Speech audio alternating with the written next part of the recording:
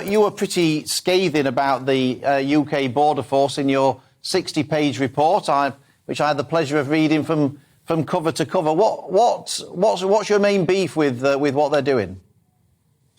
Well, look, first of all, the people who work there are very good people. It's not a criticism of the individuals involved. It's a criticism of the structure, and including the decision-making structure. So, for example, other than the Home Secretary, there's no single minister in the Home Office who is directly responsible for Border Force. So it needs to have, if you like, better command and control than it has. At Heathrow, where there have been huge problems with queues, that has partly been as a result of the whole issue of work contracts that people have there. Some from times gone by, some more modern work contracts, so there isn't an equitable sharing of the work burden at Heathrow, and this creates backlogs. And thirdly, in relation to small boats, Border Force vessels are just being used for search and rescue operations. Border Force wasn't set up as a search and rescue organisation. That is the job of the Coast Guard and, of course, the RNLI, which isn't part of the government. And so resources are being put into search and rescue in the English Channel, whereas, I mean, my argument is that sort of work could be contracted out.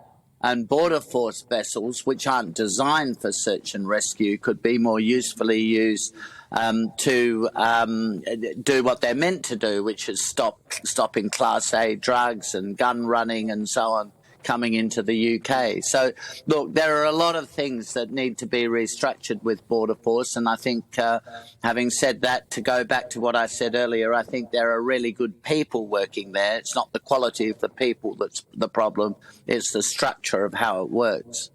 Now, the thing is, Alexander, many people will think you were absolutely the right person to ask because you were responsible when you were in Australia for the policy that sort of turned around boats and got people shipped offshore to deal with asylum seekers coming to the country, a policy that lots of people in this country admired at the time. So I think people will want to hear your view, and many of the people in this country, many of our viewers are very concerned about these dinghies coming over. I was struck by one of the parts of your report which said that the government should maintain the option of turnaround tactics when it is safe and legal to do so. And I think many people want to see the boats turned round, but we're always told that it's not legal to turn the boats round. So is it legal or is it not legal to turn these boats round?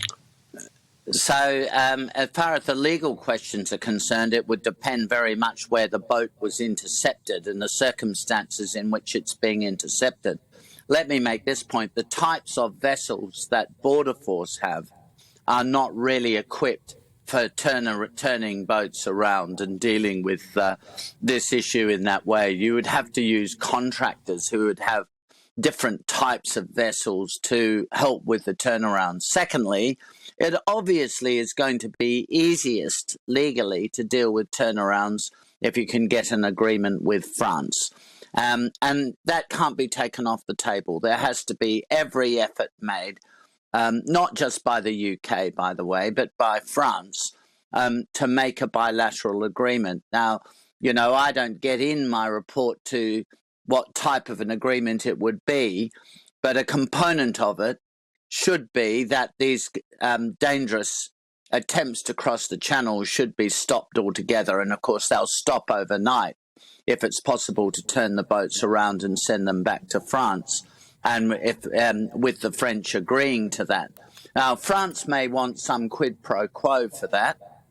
They may want some help in other parts of France or of Europe or the Mediterranean, and the UK should be prepared to acknowledge that there needs to be a quid pro quo.